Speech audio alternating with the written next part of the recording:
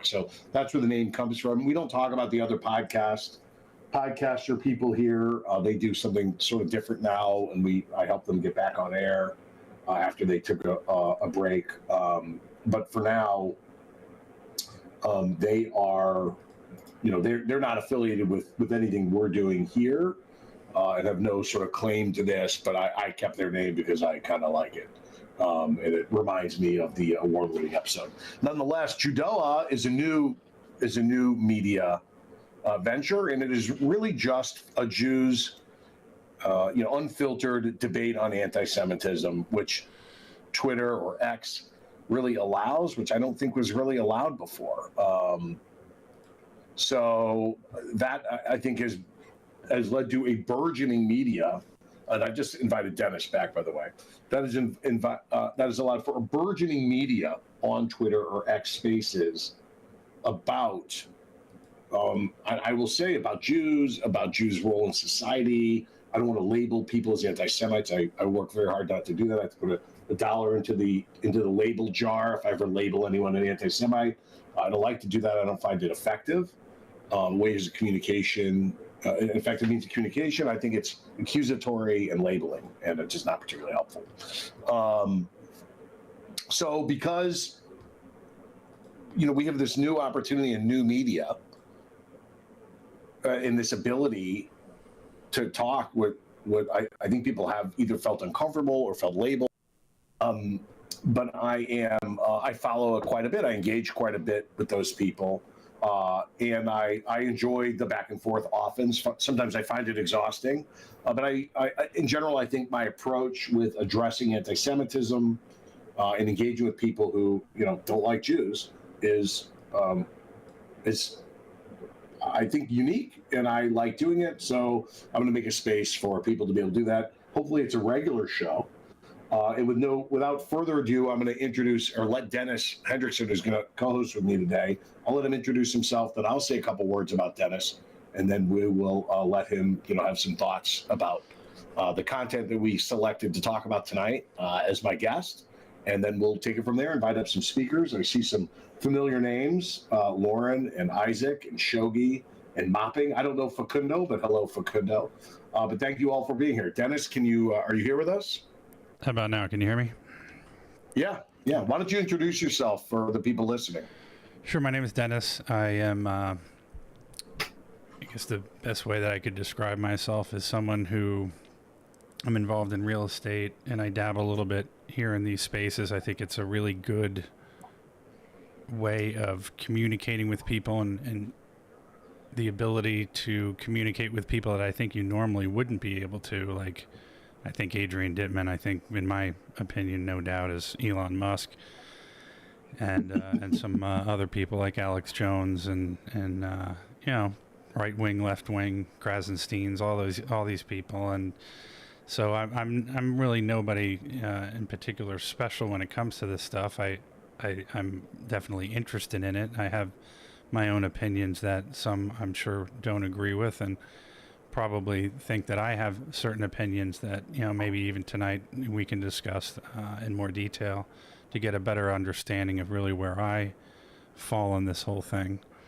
But that's pretty much it. I appreciate you bringing me on, and looking forward to having a discussion, especially about the subject matter that you brought up with Nick Fuentes. I think that's going to be an interesting discussion. I'd love to hear what you have to say about that. Sure. Yeah. Well, let me introduce how I know Dennis, and I don't know Dennis other than we've interacted here exactly. And I first heard Dennis speak on an Adrian Dittman space. So, Dennis contends that Adrian Dittman is Elon Musk, and I contend that Adrian Dittman is someone who sounds like Elon Musk, probably looks like Elon Musk, tastes like him, and smells like him, and probably feels like him. But Adrian Dittman says things that if Elon Musk said them, he would get in trouble with the SEC. So Adrian Dittman is probably not Elon Musk, but I don't know, maybe. Exactly. So I met Dennis because Adrian invited Dennis up to speak one time. I think generally as a conservative, probably a MAGA conservative, spoke, I think well even tempered, ask questions, not presumptuous in any way. And then I invaded one of Dennis's spaces post the Biden debate debacle. I don't know, Dennis, if you remember. And Dennis hosted it, and I sort of like commandeered it kind of for an hour and a half or 2 hours, but it was sort of fun. And Dennis was pretty cool letting me do that. So I hope that didn't offend him too much. And when I was on a space run by a guy I consider a total clown, regarding, I can't remember what, maybe it was the Myron Gaines space about anti-Semitism or something. I invited the clown who ran that space to invite Dennis up so he could get an opposing point of view, because I like the way Dennis approaches, his point of view and mine, although they differ.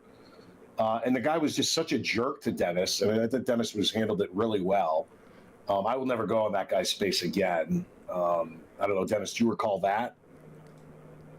Yeah, Yehuda space. Yeah, that was definitely interesting. I walked into a lion's den, I guess, on that one. It's funny, and then I actually had a discussion with Myron Gaines after that. I don't know if you saw that or not, because he had... No, I didn't. Why don't you tell us about that? Yeah, and why don't you tell us who Myron Gaines is, because I only know him from this stuff. Okay, yeah, Myron Gaines is a popular podcaster. The name of the podcast is called Fresh and Fit, and he's a younger guy. He used to be a police officer, or whatever you want to call it, or agent in the Department of Homeland Security, and so he has a background in law enforcement, things like that.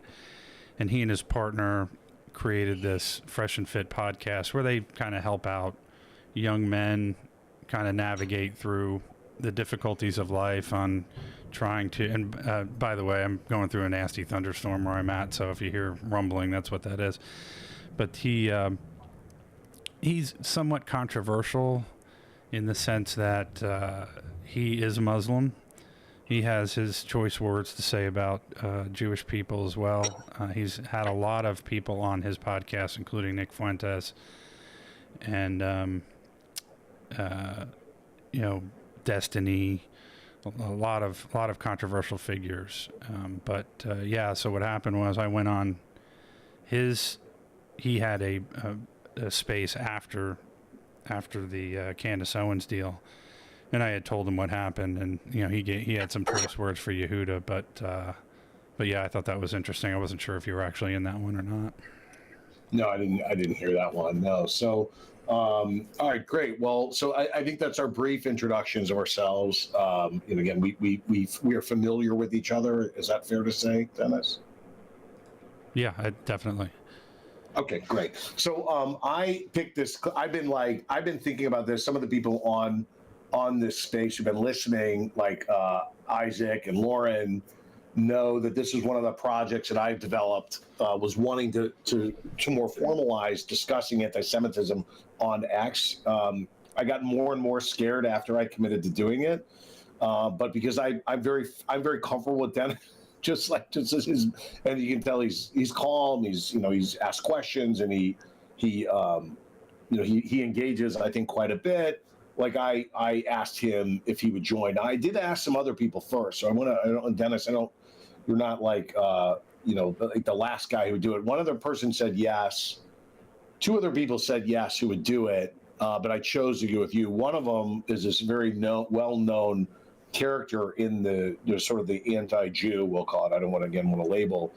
Named Ian Malcolm, who is oddly uses Jeff Goldblum's character from Jurassic Park. Yeah, who I was on his space for many, many hours, many times. He complimented me quite a bit. But when I challenged one of his guests, just in messaging about that, my contention that communism is a negative reaction to Judaism and Jews, even though Karl Marx's family had been Jewish and then rejected it, I got blocked, which was sort of funny since I spent about 6 hours, discussing this on his spaces. That's what got me started.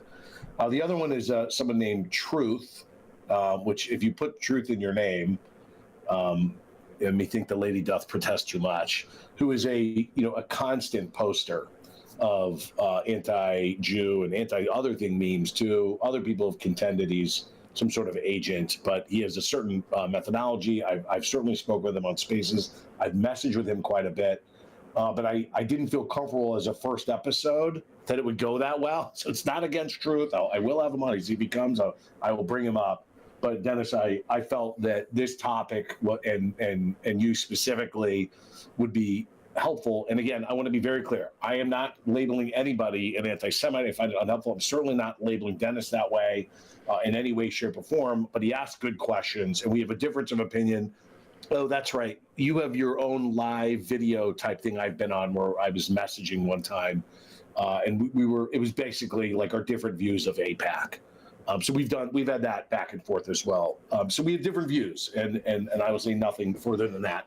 So Dennis, if that's fair, I'd love to ask you, of that 33-minute clip, and maybe sort of the 2-minute sub clip that comes in at about 21 minutes about the 500 years of Christianity, and this is what America needs to be, or any other thoughts you have about Nick Fuentes, complaint about how Candace Owens ran her space with Dave Smith and Andrew Meyer, which was about Jews.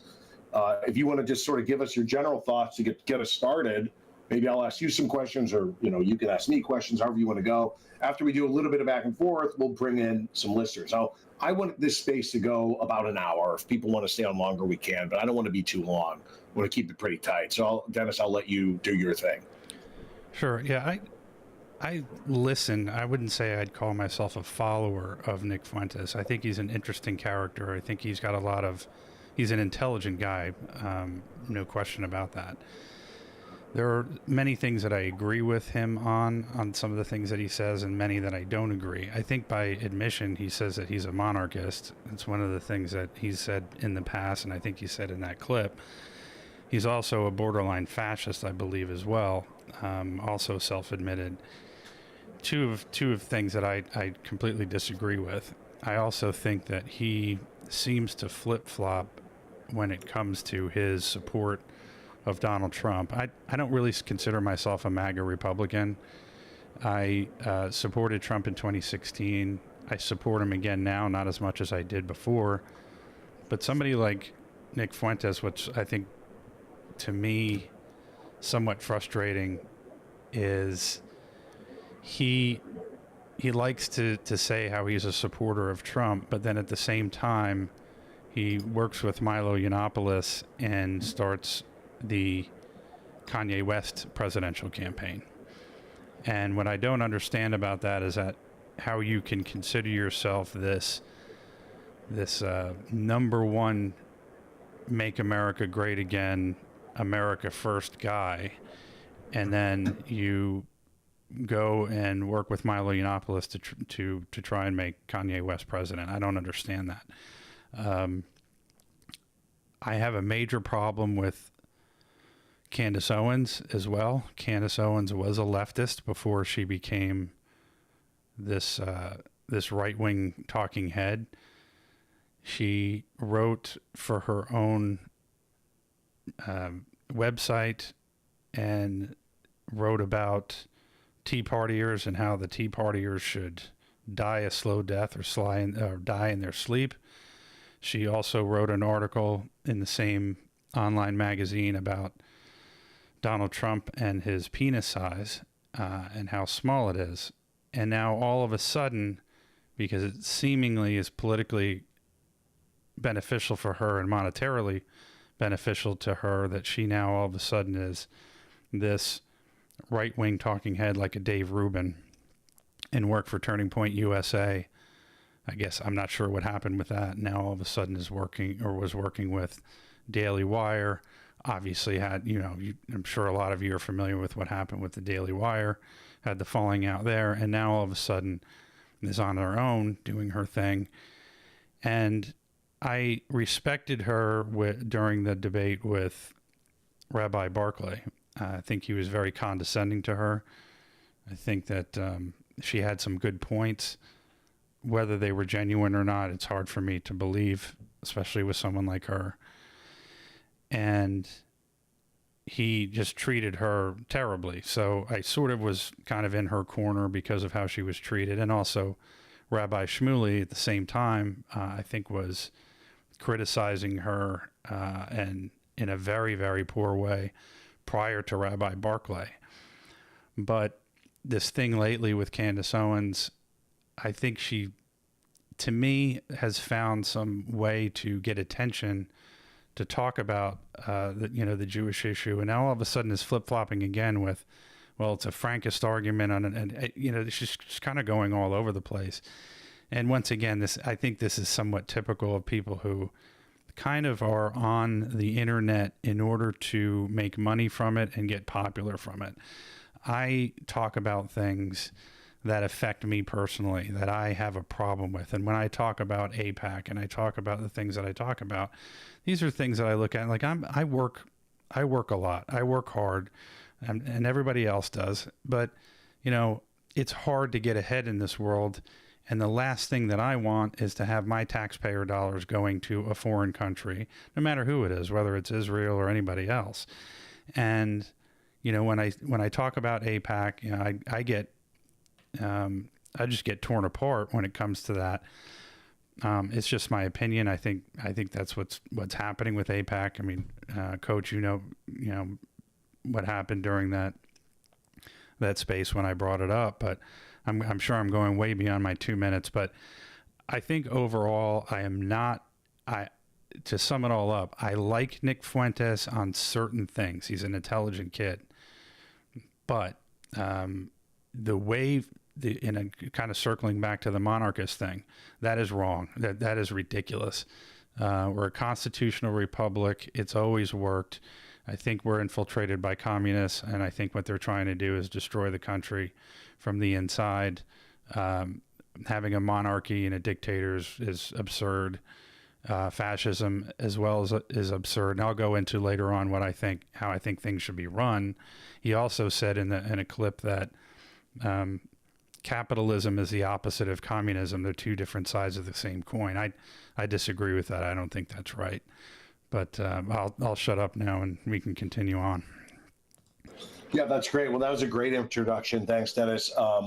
Where you sort of fit in on the political spectrum, how you interact with Candace and Nick Fuentes.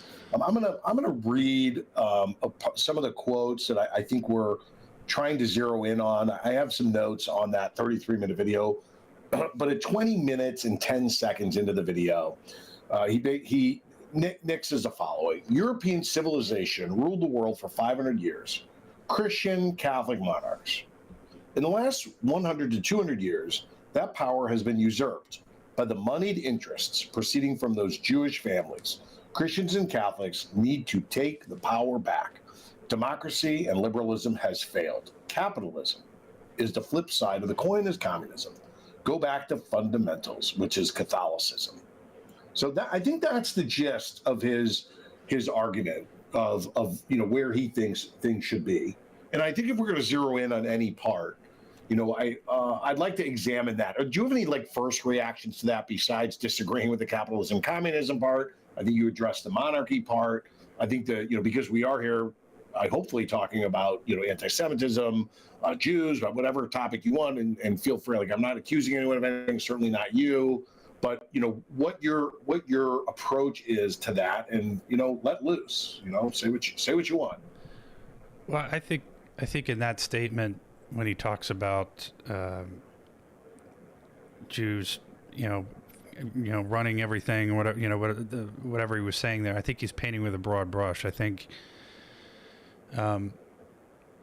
When you just kind of use a shotgun approach as opposed to a rifle approach, I don't think you're making a very good point.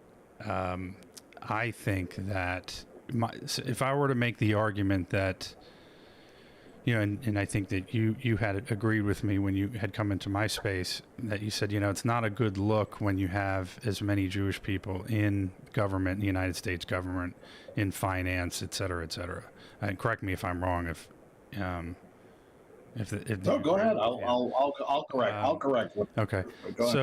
So my thing is I've always been in banking and finance, and one of the things that took place in 2008 was the downturn, essentially the destruction of the of the monetary system as we know it. And I think we're still dealing with it now. And it all kind of started with over-the-counter derivatives. And, you had 4 people that were involved in, actually 5, that were really, really integral in creating the destruction that we have and that we're still dealing with. The over-the-counter derivatives issue was probably in the, hundreds of trillions of dollars at the time, virtually unregulated. And when somebody came in by the name of Brooksley Bourne, who came in from the CFTC and said, hey, we need to regulate this, there were 5 people that told her to sit down and shut up.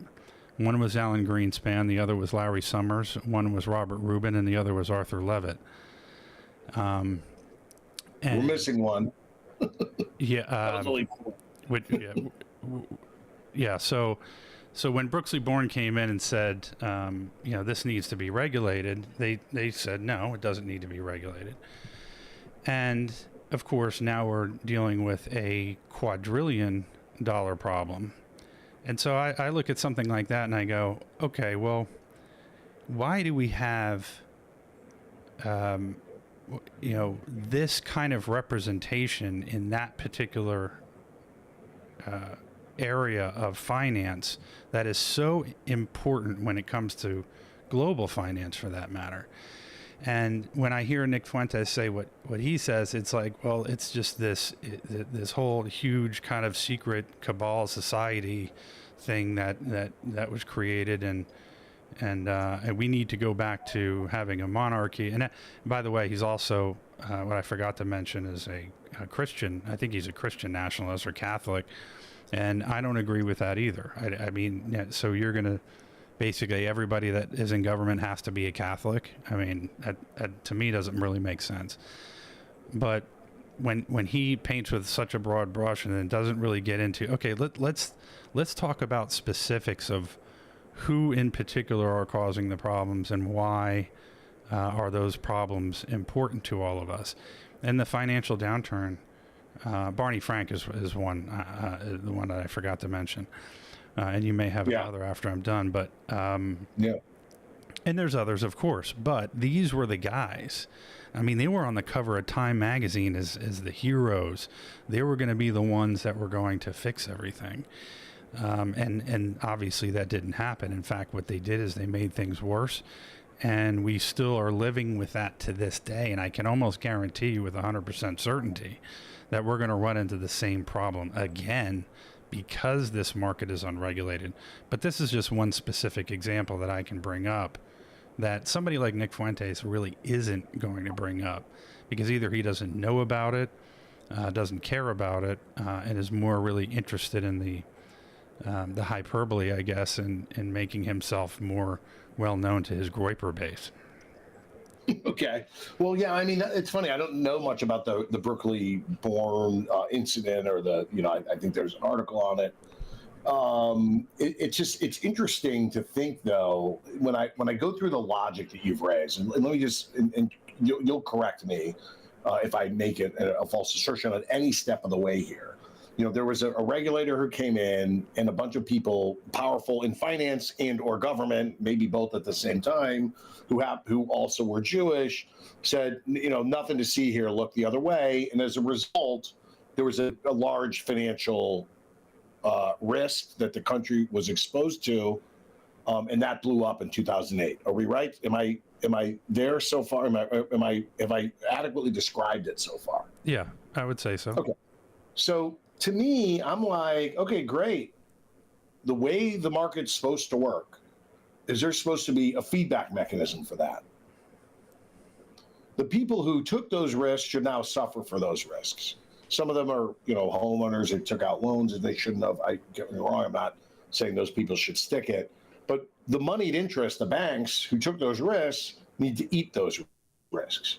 And to me, the crime isn't letting it happen, right? The crime wasn't not regulating it. The crime was bailing it out, if there was one. And, be that, whatever that was, and I'm not saying other, people of all faiths did or didn't influence it.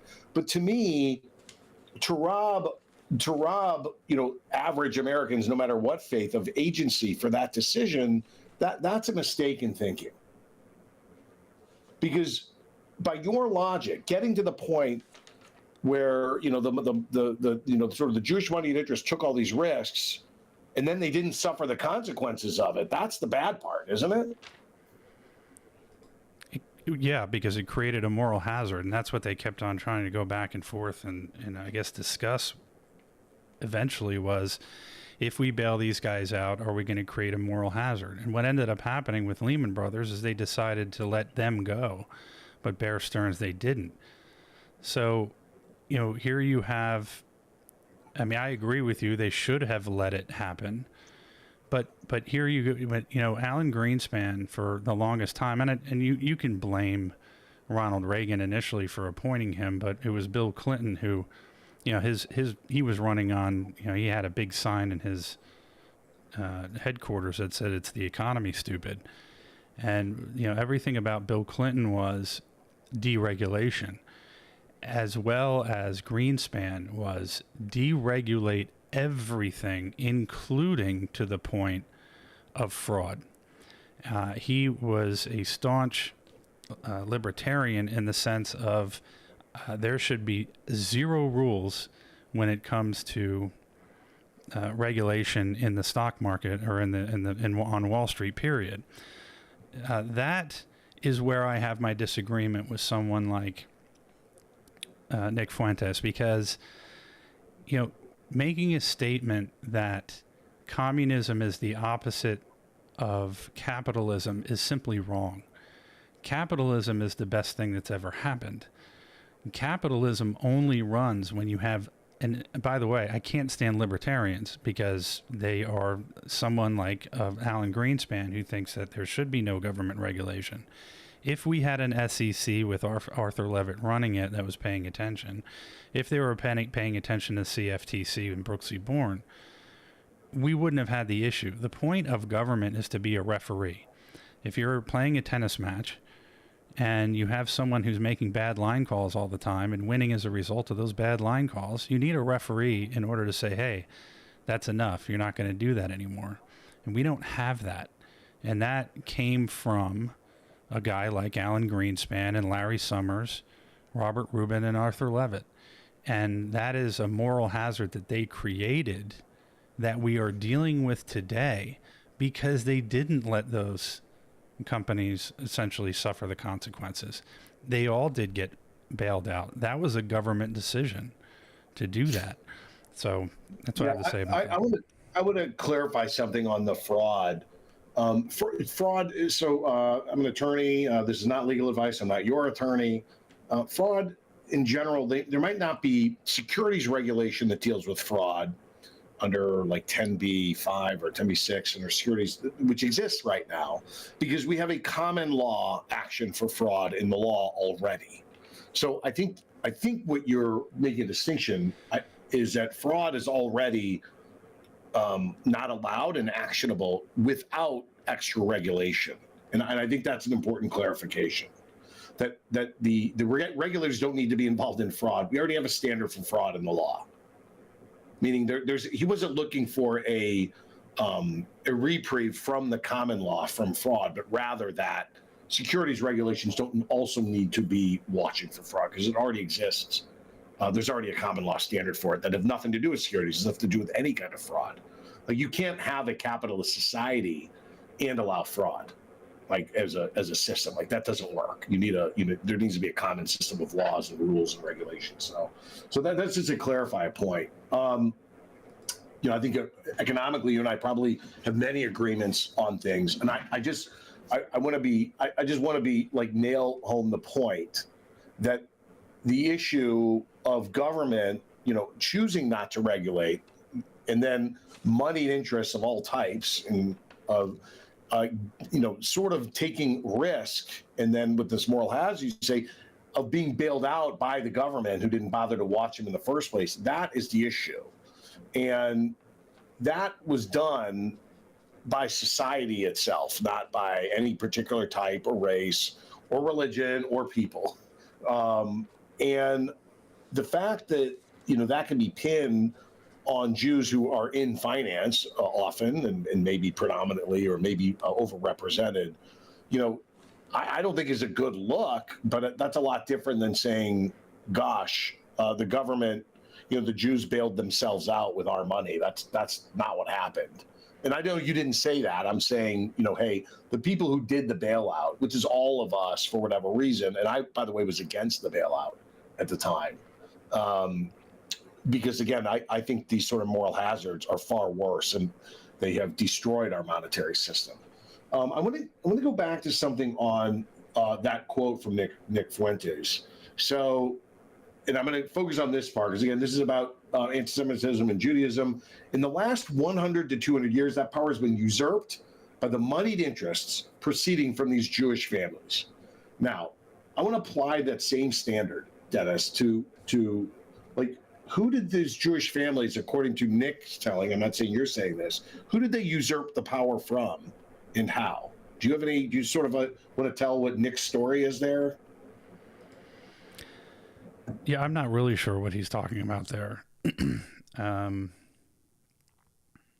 Yeah, Well, let me give you a model, and you tell me what you disagree with. Okay, people had power that weren't Jews. Jews came with money, and those people who weren't Jews sold their power to the Jews for money. Does that sound like that's what he's saying?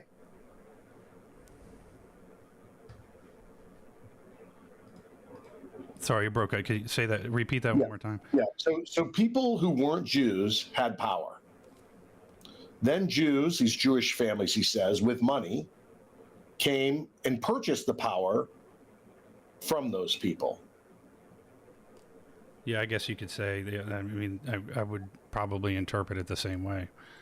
Yeah, I mean, and again, and I think to attack Jews for wanting power, having resources, and then people selling it to them for whatever reason. I don't know what he's talking about, but my problem with the people who have, they always externalize blame is that people who are in power, like the Jews didn't come with armies and take over power. That didn't happen. Like no one's suggesting that that's what happened other than in Israel, not the topic of today's conversation, potentially, okay? Not saying it happened there either. And the idea that it's some sort of nefarious, hidden mafia thing. No, there's like some exchange. Like if that were to happen as he tells it, like why if in a capitalist system, in a freedom exchange, is that an issue? Well, I can only assume that he's talking about the Rothschilds and other families like that. I'm guessing is what he means because once again, he's not saying who they are. And if you can't say who they are and what specifically happened, then to me it's really not an argument. And I'm not the type of person who sits there and says, I'm going to sit there and point the finger at Jews and say Jews are the problem for everything. I'm saying that here are the issues that I have a problem with. I'm not saying necessarily that they are the problem for, it's greater than that particular issue. But I'm saying here's a particular problem that I have. This is why. These are the people involved, and I don't know what exactly we should do about it, but we should do something. With Nick Fuentes saying a bunch of Jewish families came over and took over the monetary system, I don't know. Again, I can only guess it's the Rothschilds. He doesn't name them specifically, so I have no idea. And it would be nice that if he's going to make comments like that at least he could say, it's this particular family, this particular group of people, and here's how they did it. But he doesn't do that. But even if he had done so the Rothschild invested in the American banking system, the American financial system, that's the crime. I mean, I'm trying to understand what the issue is. Again, these were, any transactions, and even if were he describing truthful ones, are transactions of choice, right? Someone invested in the American banking system. I don't get it. What's the issue? Yeah, I mean, again, I'm not sure where he's coming from. I'm not really sure what the issue is. However, I can say, going back to discussing the 2008-2009 financial crisis, is that you have an unusual representation. And when you have an unusual representation, then things like this, in my opinion, can happen. I'm not saying that that's what happened. I'm kind of alleging it and thinking that, you have people who sort of, hey, I know this guy. This is, the same. These people are the same as us, and we're going to work with them, and we're going to shut other people out. I can't prove that that's the case, but I can only speculate on what Nick Fuentes is talking about, and I'm assuming that's what he means. Because when you look at from a regulatory standpoint, maybe they were doing something. The usury discussion is always talked about. I'm not very, historically don't really know that history all that well when it comes to the usury issue in Europe and other places. But I think when you have a regulatory governance like we had in 2000, and we still do to this day, that certain things can happen that may be unfair to those who are not within that group. It's the best way that I can describe it or articulate. Yeah, I mean, usury is a completely separate topic. I've tried to engage some of the more vociferous arguers against usury to describe what usury is and define it. And they aren't able to come up with a definition beyond, the Federal Reserve. Is sort of the gist of they just don't like central banking. They don't like, I think it's fractional reserve banking. Usury, for those of you listening who don't know, is going to be the lending at interest in an exploitative manner. What that exploitative manner is in a system of capitalism and free exchange and a system of laws is unclear. A company that I'm involved with very, very publicly borrowed money at probably 100% interest. It was a great deal. Most people would say that's clearly usury, but it was a great deal at borrowing the money there as a borrower, not the lender. We took the decision to borrow that money by choice. It was very expensive, but the return on that money was even higher. And so that's just sort of how capitalism works. Getting to that bailout in 2008, so it was prior to President Obama coming to office. That was President Bush, Bush 2, W, who did that. And W, last I checked, not Jewish. Again, like the idea that bailout happened because of Jews is sort of like, okay, well, if that's true, like, where does the president, does he have agency? Are we just saying that any non-Jew buckles before Jews and can't be trusted? I mean, if that's true, who should run the country? I just don't get the argument of robbing agency of non-Jews. I find it silly. What do you think? Well, I think, going back to who originally appointed Alan Greenspan was Ronald Reagan. So, he's not Jewish, wasn't Jewish as far as I know. It went through, and neither was Bill Clinton, who reappointed him. And then George Bush. I think unfortunately, you're not dealing with people who really understand the financial systems when it comes to those presidents. So, do they deserve responsibility for it? Absolutely, they do. But they weren't obviously intelligent enough to really understand the inner workings of it. I think they wouldn't know what an over-the-counter derivative was if it landed in their lap. They had no idea. I think a lot of people on Wall Street really didn't understand what was going on. I think a lot of these regulators were also, caught off guard because this market was growing. It was a dark market. It was, quote unquote, a black box that was hidden from view. And when everybody found out about it, instead of doing the right thing, they looked the other way. So there was a lot of, there's a lot of culpability. I just think that the presidents, there were a number of presidents that reappointed Alan Greenspan and Reagan, who initially appointed him. So I absolutely believe that they hold responsibility. But if you don't know what's going on, then you're relying on someone like Alan Greenspan. I mean, I'm sure you remember. I mean, everybody was calling Alan Greenspan an oracle. I mean, he would walk up, he would testify in front of whatever committee it was, and he would sit there and talk gibberish, and everybody thought he was a friggin' genius. I mean, it was. I mean, even as young as I was, listening to it, I knew it was ridiculous, because if this guy couldn't articulate what was going on, he was just making stuff up, and just sounding insane. And then everybody that was sitting there in government was going, "Oh wow, this guy's brilliant." And you talk about CNBC, the talking heads on CNBC, which they have a lot of culpability as far as I'm concerned with how they handled things.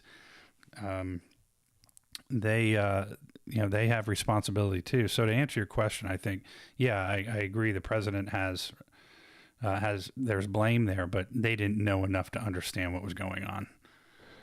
Yeah, I mean, at the end of the day, when you don't know enough to understand what's going on, and you spend the American taxpayers' money when you're in charge for a bailout, I mean, that is an indictment of the lack of agency of our leaders, regardless of that is, I mean, you're basically, the argument you're giving is they trusted Alan Greenspan. They spent Americans' money by trusting Alan Greenspan when they ultimately were responsible for making the decision for the bailout.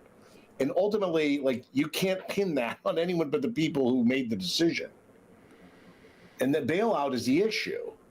Like, taking all kinds of risk with your money and then losing it, that's, you and I would say that's capitalism. That's a good thing. Yeah, but bailing everyone out so that they never lose the money, and then you say, well, they didn't understand enough. I mean, if you want to sort of give a fair hand so that you don't ever get accused of like being unfair to this group or that group, don't treat people in charge as lacking any, intelligence or agency, or hold them accountable for that decision. The decision to bail out was made by the people in charge, and that wasn't, I don't care how much influence people had, they either sold out to people you don't like, which makes them mad, or they made a bad decision and they let people off the hook, which is bad. Well, to push back on that though, when you're talking about complex financial instruments, you're not talking about just, are we going to invade this country? There's some complexity when it comes to that, but the complexity of what was going on behind the scenes during this was immense. And there is no president that would understand completely what was going on behind the scenes at all. They had to rely on Alan Greenspan and all those guys on their decisions on what to do. And so, in other decision-making processes, I would agree with you, but not in this particular sense. This is way too complicated for them to understand. And then you look at somebody like, I go back to CNBC, Jim Cramer. Okay, now Jim Cramer, who is a buffoon, in my opinion, and still is employed by CNBC after all this time, gets on the air and tells you that Bear Stearns is perfectly fine. Nothing's going to happen to Bear Stearns. And then the next thing you know, the friggin' stock goes to zero a few days later. This guy, I mean, they have a thing called Inverse Jim Cramer. There's plenty of accounts out there that you can find. And every time he makes a prediction, everybody does the opposite of what he says. I mean, he was called out by Jon Stewart, just eviscerated for the way he treated this whole thing. Here's a guy who's supposed to be the guy, along with Alan Greenspan, mind you, who is the regulator who knows everything. But then you have Jim Cramer, who is the guy on the street, the guy he's there, he's downtown, he's down in New York City looking at everything that's going on, and he's telling you Bear Stearns is fine. And Bear Stearns wasn't even close to being fine. And so if that guy didn't know what the hell was going on, George Bush certainly didn't know. I mean, of all people, George Bush, I don't think George Bush knew what was going on half the time he was a president. Once again, and two, a lot of these guys are installed as presidents. They're not, and that's why Donald Trump, somebody like him, is it was so popular in 2016 is that part of it was this financial crisis. And they said, we've had enough. We don't want another Bush. His dad was a CIA guy. I mean, enough is enough. Get these guys out of here. Alan Greenspan, get him out of, and even Alan Greenspan admitted, which was surprising to me, that he was wrong about everything. He said, I was wrong about the fact that we shouldn't regulate fraud. He admitted that he got it wrong. And at least that, I have respect enough for the guy to say that. But I mean, it was blatantly obvious. I mean, everybody knew that he was wrong anyway. So whether he admitted it or not, didn't matter. But these presidents, they don't know the complexity of this stuff. And I think it's wrong to say, or I disagree that these guys, ultimately should have made the decision on their own. They have to follow their advisors in this case. Well, I mean, that's sort of I'm from Missouri, so I'm a Truman guy. If I had to be a Democrat, I'd be a Truman Democrat, and the buck stops here. So I think it's very important, at least when we are talking in terms of conspiracy of this group of people and that group of people. But the only people who we don't blame are the ones we put in charge. We don't hold accountable. I think that gets us towards this idea of double standards and things that is the classic. I don't know this newfangled definition of anti-Semitism. I've read it. I've certainly had advocates of it for me. But this double standard of holding only Jews accountable for things that other people that especially we point to be our leaders, does seem to cross the threshold of I don't know. Looks like you're looking to externalize blame to an outside group. So I would watch that one. I think Nick Fuentes had another. By the way, if anyone wants, I'm still learning how to manage these spaces, so I'm trying to invite a few people to speak a few times. If anyone wants to speak, they can request it. Maybe Dennis can figure out how to add them if I can't. So I don't know how that works, but if anyone wants to get up and speak, they're certainly welcome to.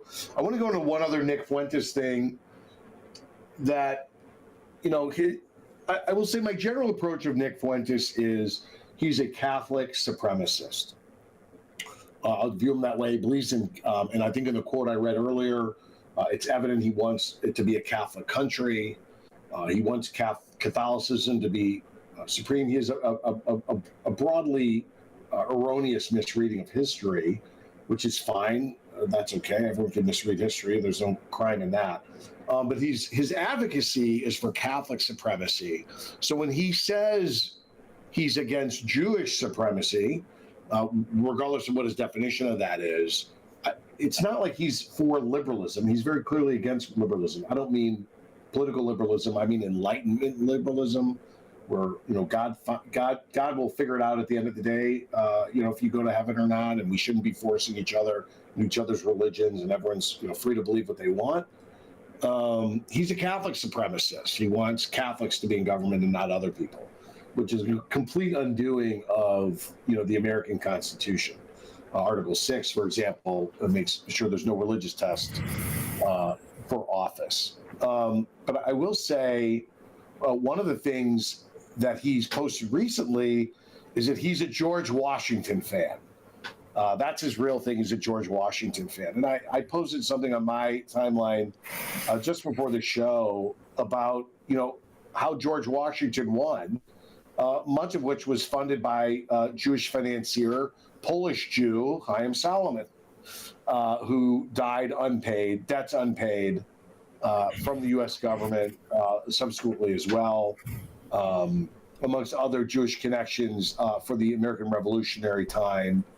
The Jews were, very, very pro the American Revolution, and I just thought it was funny that George Washington, who had Reverend Seixas, was actually what we would call it today a rabbi. He wasn't a rabbi, but Jewish Reverend Seixas, be one of the officiants at his inauguration. The American Revolution was funded in large part, and thanks to Chaim Salomon. I think Robert Morris, who was sort of the treasurer of the revolutionary movement, that reached out to Haim Salomon something like 75 times during a specific time period during the revolution, and arranged all the financing. So I just thought it was funny. He said he's a George Washington fan, but he doesn't seem to have much. Can I say something? Yes, go ahead, Mopping. It's Mopping, right?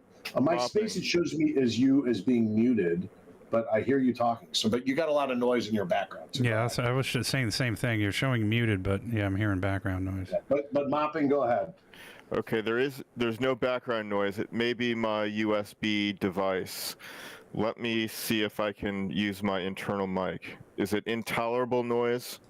No, there was just okay like right you bang some. Yeah, it's fine now. Okay.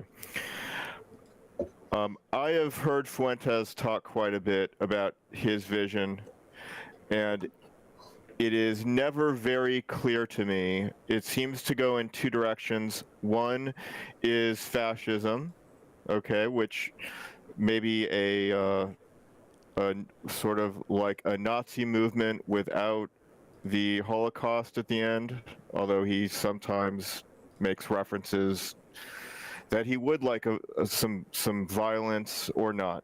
But generally speaking, he seems to have that fascist angle. His other angle is this Catholic, sort of a Holy Roman Empire type. Is how I take it. It's like a Holy Roman Empire type thing, which is, I don't think many Americans are that familiar with the Holy Roman Empire. Certainly that would be very foreign to the United States. This was never a predominantly Catholic country. I don't necessarily take them that seriously, so I don't. I want to relate it to the Jewish part, where he's sort of like, all right, we should have Jewish supremacy, because they listen to this foreign country, Israel. We should have Catholic supremacy, where they listen to the Pope, but without mentioning that other part and what Catholicism is. It's not. He's anti the entire American ideal, and I know some people don't like that there's an American ideal, but there is one, and he's just against it. And he doesn't really have any hope of taking off, but he does have hope of being sort of a rejectionist movement. In terms of getting media followers, interrupting, being disruptive to like an orderly political process. And there's plenty of power in that. And I believe there is the opportunity to get financial support externally from people who like that idea that there are ways to disrupt the American political system. So he's just sort of got a movement with like Mopping says, no real hope, but it's got some followers. And are you able to hear me? Yeah, you show is muted, but yeah, we can hear you. Yeah, I don't. This may be a Twitter a Spaces glitch, because I do see that I'm showing up as muted. But I agree that I think he wants to be disruptive, and maybe he is making a play on the Jewish Israel connection, and he's saying, okay, well, we're Catholics, and we want we're going to be, our allegiance will be to a foreign capital in Rome, and we're sort of like a counter to the Jewish thing. And he may have some myopia being located where he is, having grown up where he is, and he went to college in Boston, so he may have a outsized view of Catholicism in the United States, whereas to me it just seems like Catholics have been a minority, much larger than the Jewish minority, but still a minority. And there's a whole lot of Protestants who would not go along with a Catholic regime. But it may just be a disruptive type thing. Yeah, I think I agree with that statement, the last part, that Protestants wouldn't go along with that. I'm not sure where the Catholic part comes in, other than obviously he is Catholic. The thing that I think sticks with me with Fuentes is very simply that he made the decision to flip-flop with being a supporter of Trump in 2016 and tell everybody how wonderful he is of a Trump supporter, and then all of a sudden works with Milo Yiannopoulos to be the campaign manager for a rapper and Kanye West, which is completely nonsensical to me. I think I can. If you don't mind me interrupting, I think I can. I think I can give you what he would say. I think he would say that he thought that Trump had been flipped by whatever forces exist, and from his point of view, he thought it was better to have Ye as a protest candidate, like RFK, but coming from a different direction, than to support Trump. And I think he might be back in that place where He's doing sees that now. Yeah, he sees Trump as a lost cause again. I think he had he got hopeful again, and then he's now pessimistic again. But I think when he does the Groyper War, and because I think Lasavita and Susie Wiles, the campaign managers, I think are unacceptable. And when they did this Groyper War, whatever he wanted to call it, and they were emailing and putting pressure on to change the campaign managers back to Lewandowski, I think that was a good thing to do. I don't think it's helpful to go and support a protest candidate because you're not happy with what he's doing. I'm not happy with J.D. Vance as a VP pick. I'm not happy with the way Trump is. Trump is basically now just a run-of-the-mill rhino GOP, the way he's running his campaign, which is, and I don't want to go off too far off the subject, but yeah, he's throwing a temper tantrum again and saying that, and he's right, but what is he going to do now? Is he going to support somebody else? I mean, we have two candidates. Are you going to vote for Kamala Harris or are you going to vote for Donald Trump? I mean, I think he's hoping to influence the Trump campaign and pull Trump back to the issues. And I don't think this relates to so much Jews. I think it relates more to issues like immigration than anything else. Well, let me give you a couple things that I find remarkable. First of all, I find him very entertaining. Like, he's funny. I think he does a really good job of elevating an issue to both be serious in the way he communicates and be funny, and then lighten it as well. Like when he realizes, he has some self-awareness about that. But what he's been very successful with is to promote an incredibly, like, what I think would be offensive to most Americans, a Catholic supremacy behind the idea that Jews are in control. Meaning this is sort of the exact paradigm of, you've got this group of people, Jews, who are, we consider ourselves, different. We are particularists. I don't want to say supreme or better. That's not what I mean, but different. So you push them as they're different and bad. But look, therefore we should be this other thing, which is, highly offensive to most Americans, certainly the American ideal. And he gets very, he's very entertaining, and people follow him. And they remember the one part, which they don't like this other thing. They don't really even think about, I think, what he's doing, what he's promoting. That's like my number one comment about him. The other comment about him, which I find incredibly, bizarre, is his Groyper War demand that the United States lay down and vow not to ever go to war with a country who has vowed the destruction of the United States. That's weird, right? It is weird. This country says, you are the great Satan. The IRG's, the Islamic Republic of Iran, I think it's called officially, right? You are the great Satan. We are going to beat you. We are going to destroy you. That is the policy of Iran, I think it's called, of the Islamic Republic of Iran. You are the great Satan. We are going to beat you. Is that we not go to war with Iran. That's the only thing. That's one of his policy demands. I find that, again, I'm very familiar with young kids from the Chicago suburbs, and that's sort of a stupid thing young kids from Chicago suburbs would say. It's not a serious thing, and yet people take it seriously. So anyway, what's your thoughts on that? Well, I think just the fact that Iran says that we're the great Satan is that's not reason enough to justify the U.S. to go to war. And I think. Well, no, but I didn't say that's a reason to go to war. I said to vow not to fight a war with Iran. You read the policy position. Well, I'm not sure that I've heard exactly what Fuentes is saying, that Trump should say. But I think that Fuentes would say that unless Iran is under the status quo based upon what has happened as of today, that there's not sufficient reason for the U.S. to go to war with Iran, and that Trump should say that out loud, that we're not going to go to war with Iran on day one.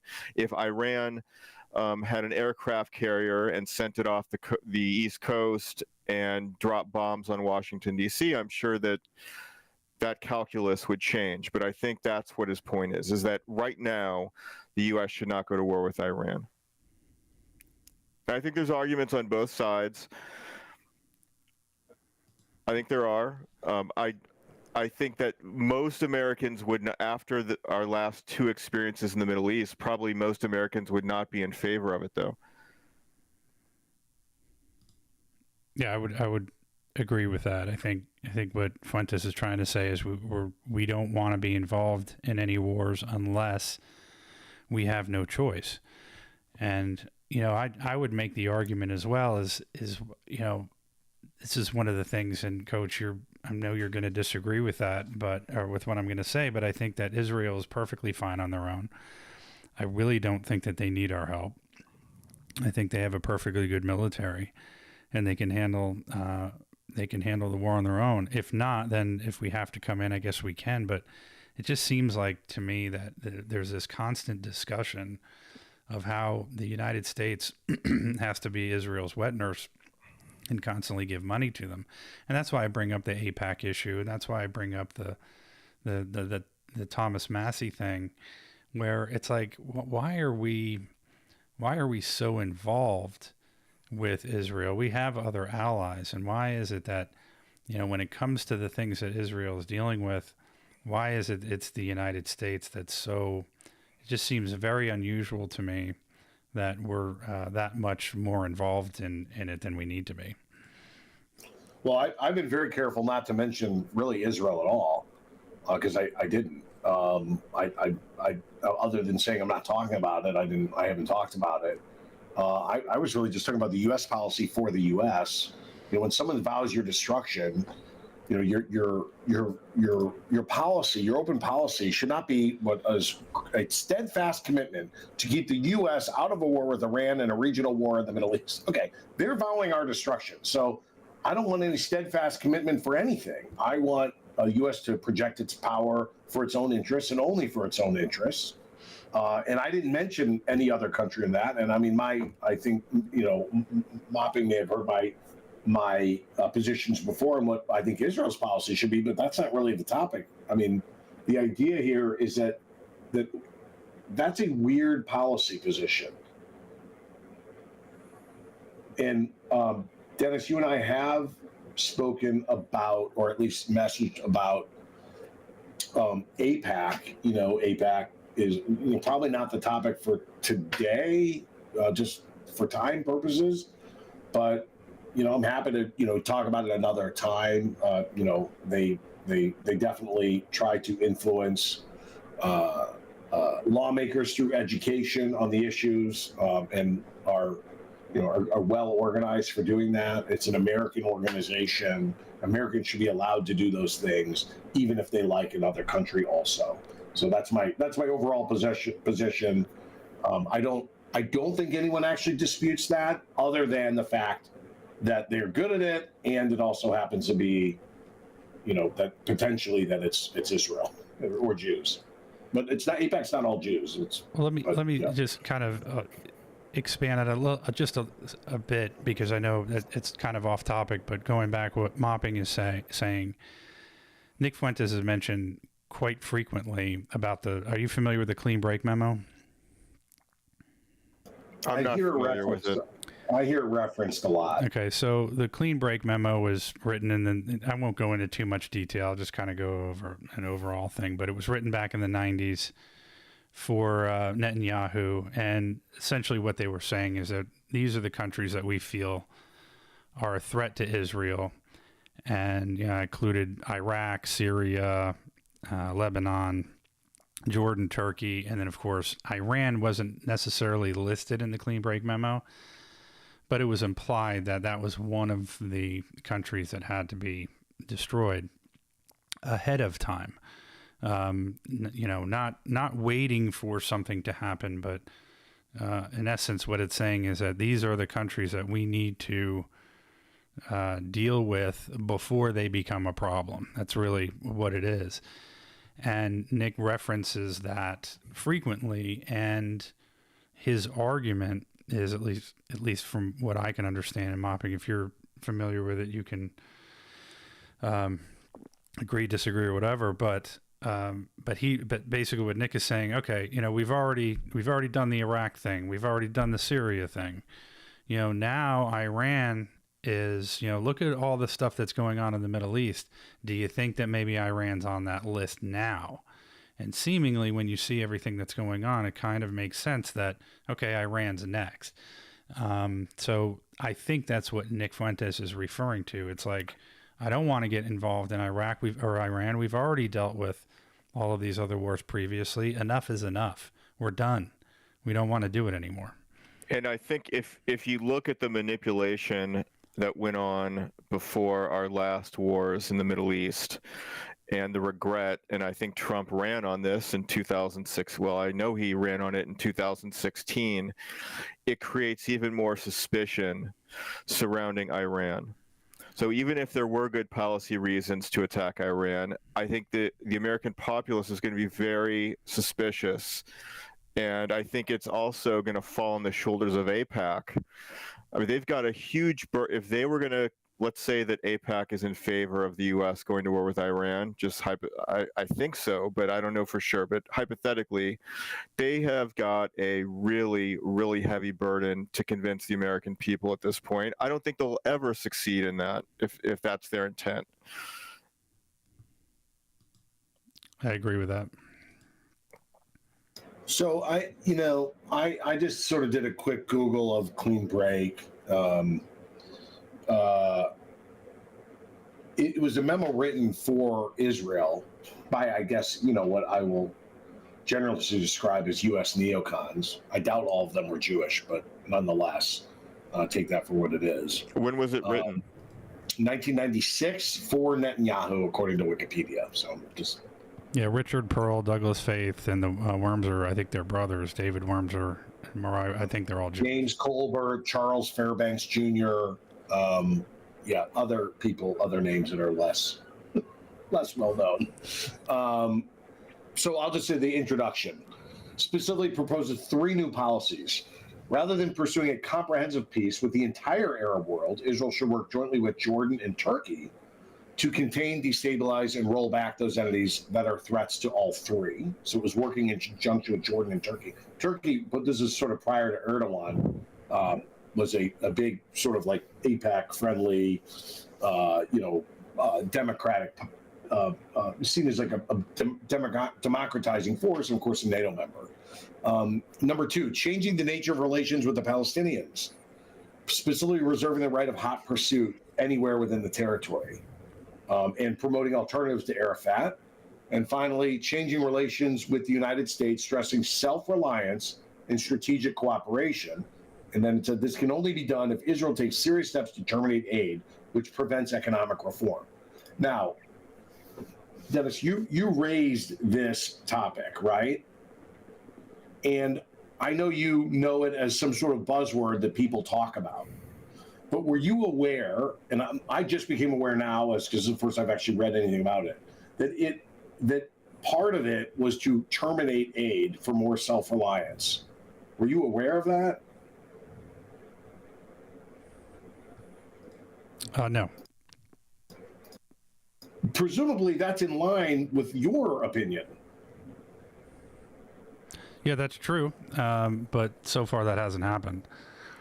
I think the clean break is about... No, I know it hasn't happened. A lot of it hasn't happened. Some of it has. Well, Iraq happened. Syria happened. And I misspoke. Jordan, it was working along with Jordan and Turkey. I said against Jordan and Turkey. I misspoke. But yeah, if the self-reliance part is great, sure. But that's not, what's going on. I mean, we're very heavily involved in a lot of this stuff, and in fact, at least I can say from a standpoint of Biden, was trying to push away from that.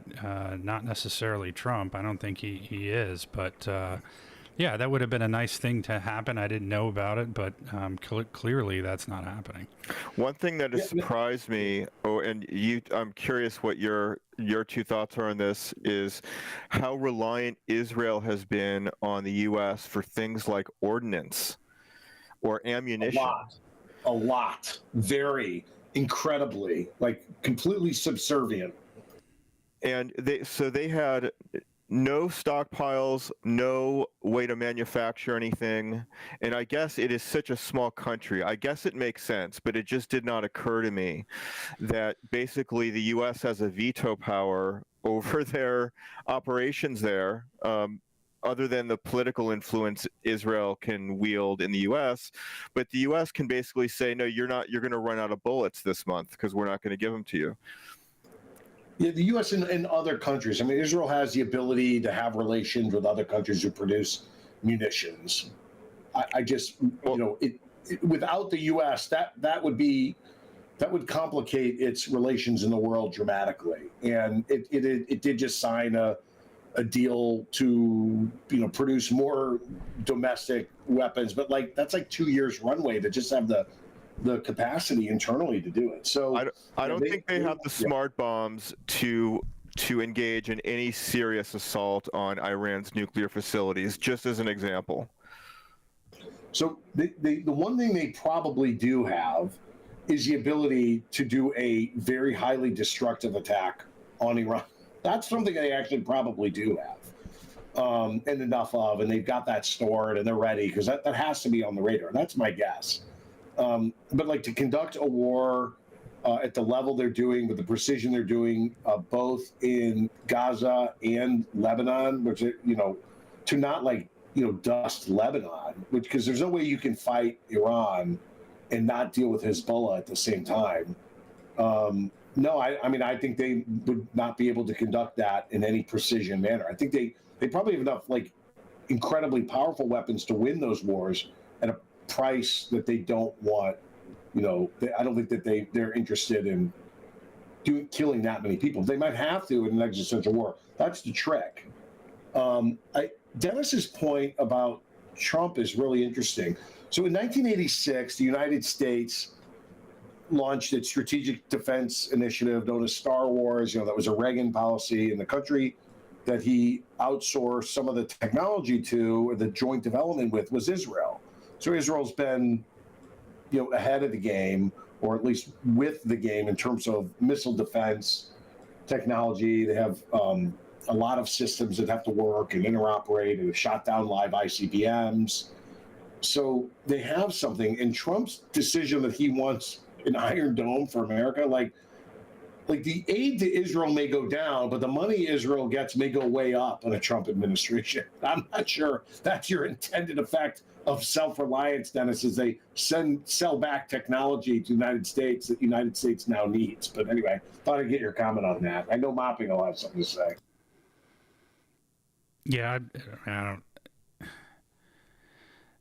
Trump, I think, it's frustrating with his with some of his policy. I really don't have an opinion on that, because I just don't understand it enough. Maybe Mopping can discuss it.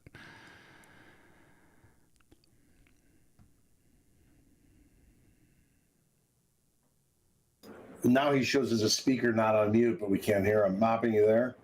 All right, now can you hear me? Yeah, now you show muted, but go ahead. Okay, yeah, that is the Spaces glitch. Was the question about the joint project of the missile defense? Well, I think it's about Trump's newly formed policy to Iron Dome up all of America, and how much money Israel might make on that. I think that's just campaign talk. I think that the idea of putting an Iron Dome over the U.S. is a completely separate technological feat versus Israel and the intermediate missiles that I think Israel is concerned with. I think I just think it's completely different, and maybe there's some carryover between the systems, but I think there's a lot we don't know. I think the U.S. jointly owns a lot of it with Israel. So I don't know that it would. Maybe Israel would. Some of the scientists in Israel would be employed in that, but I don't think that it would be that big of a game changer in terms of Israel's industry. Yeah, I think on that one, I think basically there's only one country who's operationally using missile defense in any sort of real way. I mean, I think it's probably being used a little bit in Russia, Ukraine. I don't know that much. The weapons are older, often that are being used, like the Western weapons, the Patriot systems, like Israel. I think they mothballed some Patriot systems, but those are the types of systems that are being used in Ukraine for the defense. But I don't think Israel exported theirs because they have a rule on like no exporting actual weapons, supposedly. They do export technology. So I just think the idea that if America is going to establish an actual missile defense, there's almost no way they wouldn't be able to use the only country that's operationally done it, at scale, and not even at scale that is about to. I think they're going to be tested at on a regular basis. I think the U.S. will rely heavily on Israel for that. Can I ask Dennis a Fuentes-related question because I want to get his take on it? Sure, go ahead. Fuentes seems to conflate a number of issues that seem to be separate. Well, I guess specifically, and since we were talking about anti-Semitism, I'm talking about his Jewish positions. One of the things that I don't understand is so he's taken the side of the Palestinians, and there is a widespread belief that Israel is engaging in war crimes and even so-called genocide with the Palestinians. Okay, and Fuentes generally seems to be a critical thinker, but it seems like there is a lack of objective data to support a claim that Israel is intentionally killing non-combatants, or even that Israel is killing an I'll say inappropriate amount of civilians to get at the baddies. I don't think the data exists. And I think that this is an issue that I think you could say this to people all over the United States and all over the world that are criticizing Israel. And so Fuentes, to me, on this issue, seems like he is taking a political stance as not based on critical thinking or analysis, but just based on choosing a side. I think that's a fair argument, that there isn't enough actual evidence that that's what Israel is doing to Palestine. I think it's purely anecdotal. I mean, you can see what's going on Twitter or X. There's a lot of video that you could see, but is that real? I don't know. I mean, in today's with AI and the technology that we have, can some of that stuff be completely made up? It's very possible. So that, I think you're making a fair point, that, for Nick Fuentes to take the side of the Palestinians over Israel because of that particular thing, that particular subject, I think your point is well taken. I think. Go ahead. I think just to support the issue of fakery, I think that when the U.S. claimed that there were chemical attacks in Syria on civilians, that was all BS. Right. I think that came out later. Mm-hmm. And I think there was a story about in Palestine or in Gaza, there's makeup artists that are working on people to show fake civilian fatalities. And then there was the bogus hospital story. Mm-hmm. So I don't understand how everyone is concluding that Israel is engaging in war crimes, or especially genocide, and this really seems to be a prevailing view among young people. Well, I think, and let me clarify. I think what Nick Fuentes has been saying And again, I'm not here as a supporter of Nick Fuentes. So let me just say that before I say anything. Nick Fuentes has made it very clear that he has not taken a side, but in contrast, he said we should have our own side, and he's really speaking to his followers. So he's saying you can't be on the side of the protesters for Palestine, and you can't be on the side of Israel. You have to take your own side. What does that mean? I really don't know. I think you can kind of interpret it your own way and say, you know, I'm kind of neutral until we find things out. But then at the same time, I hear what you're saying. He sort of does kind of take the Palestinian side, because he is saying, and on some accounts, that this violence and all this stuff that's happening, he does mention numbers. He says 20,000 Palestinians have been killed by Israel, and said some other things that they're wiping out. Essentially, they're bulldozing Palestine. Is that true? I guess we'll find out at some point. But I mean, the bulldozing is pretty close to true. It's not. It may not be 95%, and it's 78%. But that's not. I mean, to me, that's a distinction without a difference. It's a massive amount of destruction. Now, the reasons why, could be we want you to leave and never come back because we're trying to ethnically cleanse, which is not the same as genocide. We want you out, so we're going to make sure you don't have a place to live. Or it's there are combatants hiding amongst civilians or underground, and we need to, because that's the strategy, and we don't really have any other choice for the safety of our troops that we're sending in there. The snipers keep coming back. It could be, there are multiple possibilities. Well, I guess if that's true, Coach, then if 75% of Palestine has been bulldozed, then are you going to have civilian casualties in those high numbers? I don't think you actually have to be there to come up with that, that theory that's the case. I mean, if you're, clearing out neighborhoods and bombing the hell out of everything, then you're going to have maybe some of the stuff that we're seeing is true. I don't know.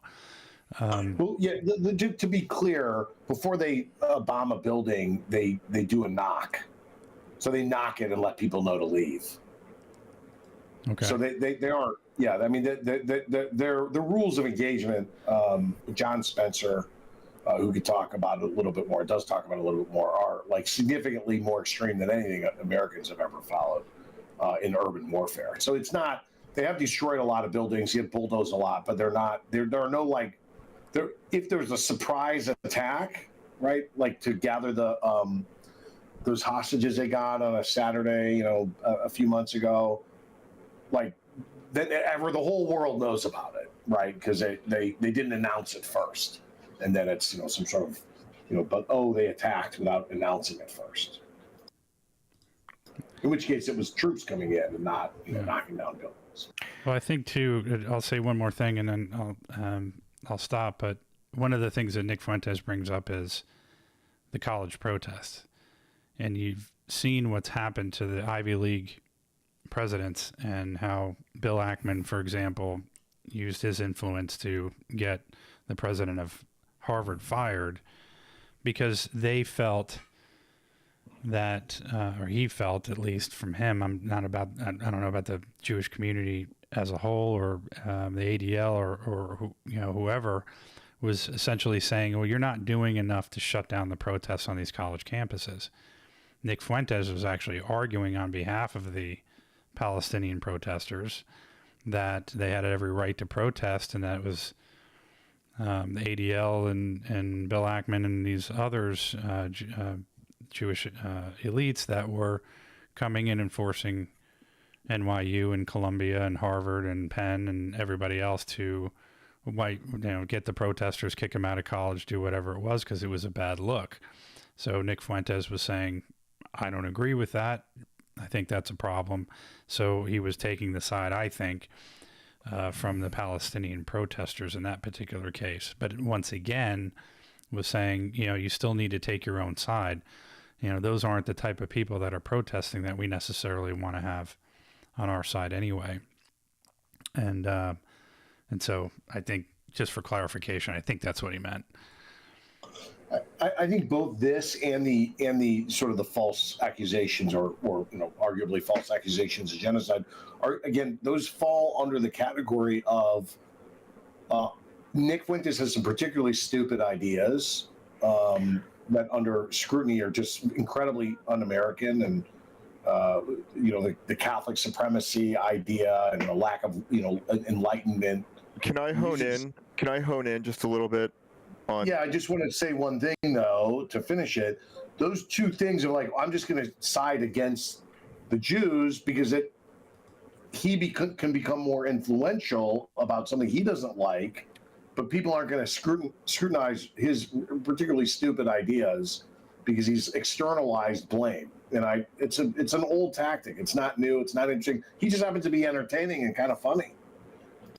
Yeah, so I think a specific example is the hospital explosion, where Fuentes went in hard on the hospital explosion, and I think it was. I knew that I didn't believe it for a second, and I think that Fuentes is smart enough to figure out that it was not Israel's fault and figured out fairly early on. And he clung to that story and he never admitted that he was wrong. And so that's why I think he knows that some of what he is advocating for is more cheerleading against the Jewish side, and he's just doing it just because it's against the Jewish side. On the other stuff, like the university presidents, I think he really believes what he's saying. With regard to the domestic issues, I think he believes all of it. And his criticisms of Jewish influence of the universities and finance and all that business. So it is. I think he is trying to boost, like was just said. I think he's trying to boost his influence on the issues that he cares about by basically trying to push Israel down. Well, the Ackman thing is a pretty good critique, though, right? Big Jew, liberal, probably a Democrat for all his life, and then throws his money around to have power. Like I don't think any of that's particularly anti-Semitic. Just like I think that's what happened, right? Like that's a good issue for attracting audience and get support for himself, even with his cockamamie Catholic supremacy idea. Well, what about taking out these university professors for holding? I guess you could say that they were, in essence, racist or anti-Semitic, and that's a sufficient reason to remove them. But I think all of those basically, like, you probably, Mopping, know what happened at WashU in St. Louis, where it's a private university, demanded like 5 things. 4 of them were like, don't collect taxes anymore. Don't do business with Boeing, and by the way, Israel, Palestine, this, that, or the other thing. It's like an afterthought, and they just cleared it out immediately. And like, okay, that's how you handle people who, are invading on your property and not following your rules. And maybe you kick some people out of school, which I don't think that they did. But and so presidents who didn't do that, I think that they're right for criticism. Well, there was the I don't remember if it was Harvard, but there was the African American woman who had plagiarized, and I don't know if it was AIPAC or another organization was ready with her plagiarism. They were waiting with it in hand, and right when she crossed the line, they zapped her with her plagiarism. So that shows some resources and some organization there. Yeah, I don't know about it. It sounds right. It might be that it took them a week or 2 while she was in the public spotlight to find it and then be ready. Maybe they had it ready beforehand. But that, to me, if they had it ready beforehand, that sounds a little bit more nefarious, right? Because it's pretty opportunistic. It's a little bit like the FBI would do. I think they must have had it ready because, or maybe there's with with modern computing, you can take one thing and look for matches, but the things that she was plagiarizing were not, I think, widely circulated treatises. It was pretty esoteric what she was copying from. So I was impressed, but it seemed like something that research, like a file that they had ready on her. Well, I kind of like the Ackman critique, personally. I guess I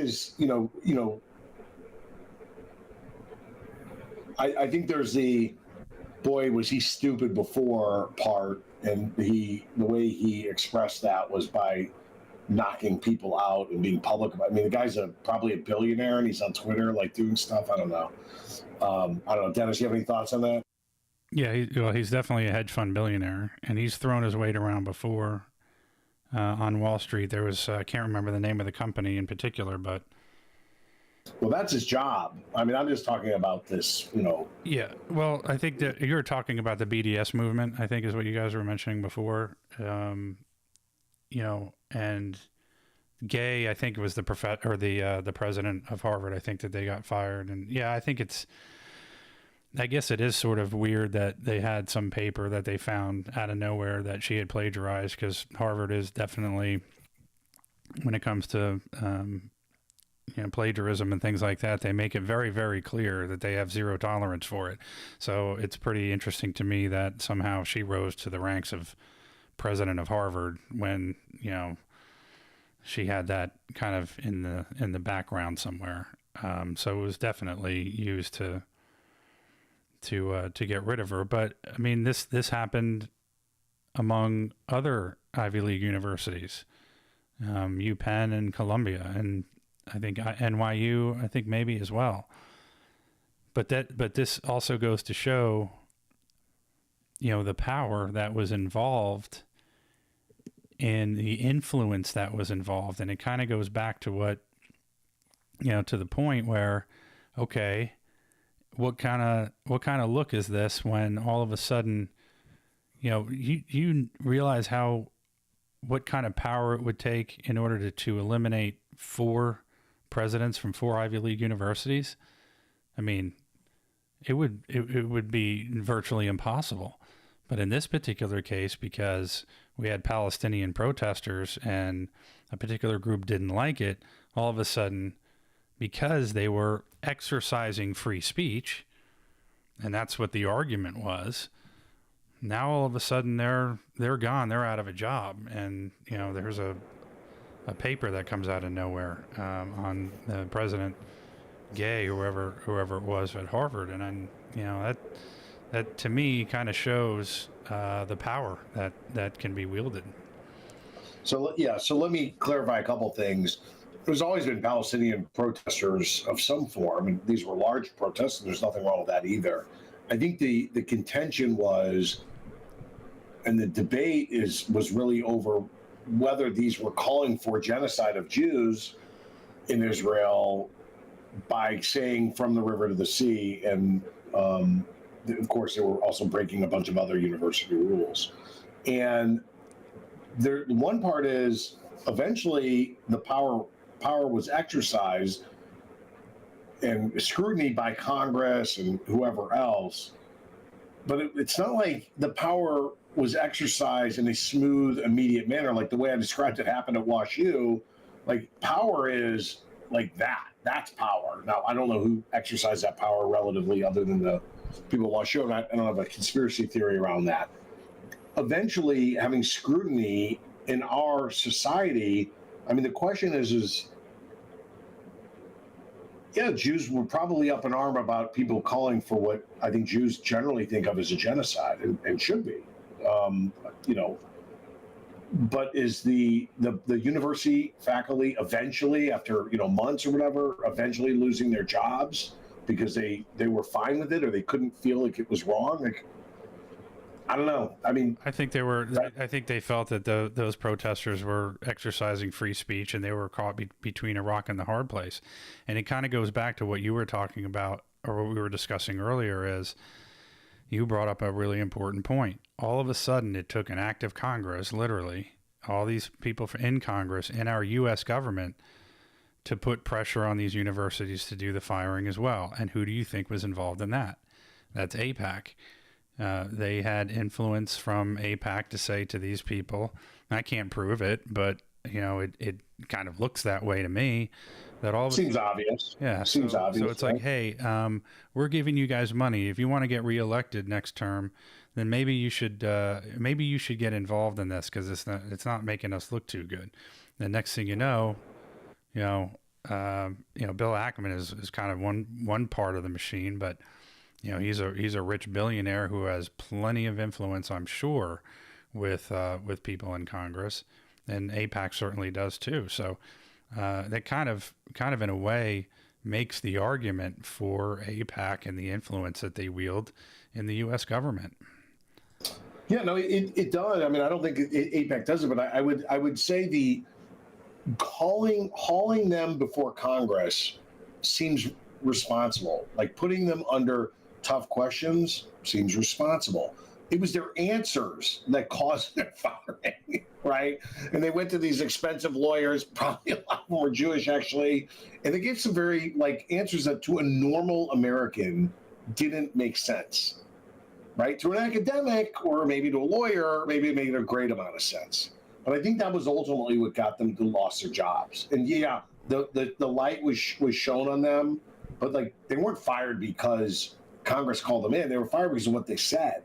And because I think of what their policies were in the end, given the nature of the protests. So these weren't rule-abiding legal protests as you would think of it.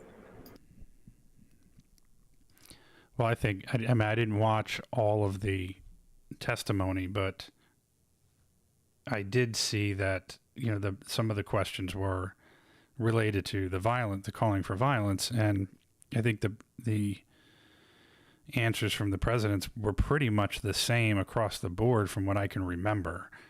And it was, we are for protecting free speech. However, we're not okay with someone calling for violence. I'm sure there was much more detail than that, but that's what I remember. And I think that was sort of the gist of it, kind of what you're talking about. And I think the presidents were essentially saying, as much as whether you like them or not, they were saying, hey, look, these people were exercising free speech. If they're calling for violence directly to someone, we're not going to tolerate that, and we're going to deal with it. And I still think that the pressure was so great that they were eliminated anyway. But that's from what I remember from the testimony. So I hear what you're saying, but I think they were pretty clear about it, that they wouldn't tolerate direct violence to someone. But the free speech they would protect. So walk me through an example of a charge against a group of people, right? That that's fine, they can say that, and that's cool. And I use Asians or African Americans or what have you, because ultimately that was what it was. It was they are actually calling for violence against the Jewish state, the one Jewish state, because they're saying this. It was parsing of the phrase "from the river to the sea," and it was that Congresswoman from upstate New York, I think, Stefanik. It was her cross-examination on that point, I think, and that was the pivot point, I think, for all of this. And is that a threat to kill all the Jews in Israel, or is it just about a Palestinian state? Now, if those people are out there protesting and saying kill all white people, not one of those people would be on trial for anything. And then a lot of these people were fired and lost their jobs because of BDS, simply BDS. I mean, they're not calling for violence for anyone. They're just calling for divestiture, and they're being fired from their jobs. But the hypocrisy, this is another thing, and I think Nick Fuentes brings this stuff up too, but from my own opinion, if those people were out there protesting and came at me and said, hey, Dennis, we're going to kill you because you're white, nothing would happen to any of them. They wouldn't be called in front of Congress, and it would just be business as usual. But because it happens to be about Israel, next thing you know, members of Congress on both sides, but as bipartisan support to eliminate these people. And on top of it, you look at it and you go, okay, well, can you make it any more obvious at this point who's in control of what's going on in Congress? I mean, BDS is a problem, and now from the river to the sea is a problem. And the argument from what I remember was, if you're going to make a direct violent assault or threat to a student on campus, and that may very well be in their rules, it could be written down that way, I don't know. Then they said, that's unacceptable. But chanting from the river to the sea, I don't know, is that something to fire a president over? Is that not free speech? If at the same time they said kill all white people, nothing would happen to them. This raises a point. I just want to say that it wasn't just that the words were said; it was also the protests were shutting down access to the campuses, right? It was necessarily not safe for certain people to go in, and that much was pretty clear. And I think you make a jump, you go a bridge too far when you say, is it not clear who's in control, right? The idea here is that people can be influenced by the idea that the Hamas charter and the calling for from the river to the sea is very clearly a statement of intent to exterminate the Jews or the Jewish state of Israel, right? I grant that very few American students chanting it have any idea actually what it means or what it stems from. But I don't think it's fair to say it's clear who's in control. It's clear whose opinion is the one that was most influential, and I think that also comes with political support from AIPAC. So to your point. Well, I also think that and the TikTok thing was also, I hear this argument from those that say, well, China is they're stealing our identities, and that's why we have to get rid of TikTok. Next thing you know, every member of Congress is voting to eliminate TikTok from the United States, and in my opinion, the real reason, if China wants information from the United States, they can get that very easily. They don't need TikTok to get it. It's because they got pressure from AIPAC because of, once again, the same types of people that were Palestinian protesters on the college campuses. TikTok wasn't shutting down the pro-Palestinian protesters on TikTok. So now once again we have this influence that is controlling the United States government. I'm convinced of it in that particular case. Obviously, I'm convinced of it when it came to the firing of the presidents of these Ivy League universities. But time and time again, we see these instances of what's going on and say, okay, look, the writing's on the wall. Can we get any more obvious of what's happening here? And the argument of TikTok in China is absurd. I think the real reason is pressure from AIPAC and from the ADL. Robert Reich just came out with something in The Guardian. I don't know if either of you have seen it, where he is suggesting that Elon Musk needs to be arrested. And this is a whole different subject we could do a different show on. But, this thing that's going on in Brazil, again, different subject, but Robert Reich, I have my own opinions of that guy too. And they're not good. But yeah, the fact that he's calling for the arrest, come on. It's not a surprise to me that he would say something like that. But yeah, that's definitely a discussion I think we should have when it comes to what's happening in Brazil and the social media and the censorship and everything else, for sure. Yeah, I'm happy to come on a space series if you do it. I will say the interesting thing about TikTok is the I think the United States got scared when the Osama bin Laden, like the TikTok did this movement where they reintroduced the Osama bin Laden letter to America, and it like went incredibly viral amongst American young people in a way that is offensive to the United States, also Israel and Jews, I'm sure, like for sure, don't get me wrong, but I think in that case they're aligned. And I think that raised the awareness for people in national security in the United States that we are very susceptible to information warfare in our own country from this tool. And that is what led to lots of people, including probably AIPAC, whoever, Dennis, you suggest, to be much more receptive to the idea that we need to understand, our own, like how our own freedom of information, freedom of speech can be used to weaponize our own people or sow dissent. And I think that scared people. So I'm not suggesting I'm actually in favor of the ban, because I'm not. I mean, but I do understand that when they realize that how manipulable we are, that people in power got a little scared. Well, I think the contents of that letter was really important to discuss because, what Osama bin Laden was saying, and I think just simply, it wasn't just simply, it was obviously propaganda, but I think what resonated with a lot of people was specifically what he wrote, and I don't have the entire letter memorized, but one of the things he said was, bottom line, I guess, to kind of summarize it all, was that the United States support for Israel essentially is the reason why all of the terrorist attacks and all of these things have been happening. And even David Smith, going back to Nick Fuentes' video, had made it very clear, or Dave Smith himself had made it very clear, that we didn't have terrorist issues prior to the 70s before,